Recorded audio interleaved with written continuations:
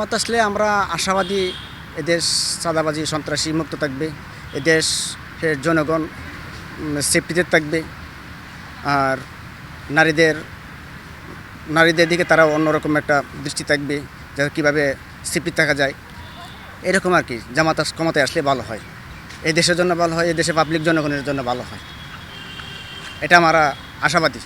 আমরা তো আশাবাদী ওনারা ভালো কিছু করবে দেশের জন্য, দুর্নীতি করবে না, গরিব মানুষের পাশে দাঁড়াবে, দেশের উন্নতি করবে, লেখাপড়ার মান উন্নত করবে, চাঁদাবাজি করবে না। আমরা এগুলো নিয়ে আশাবাদী ওনাদের কাছ থেকে।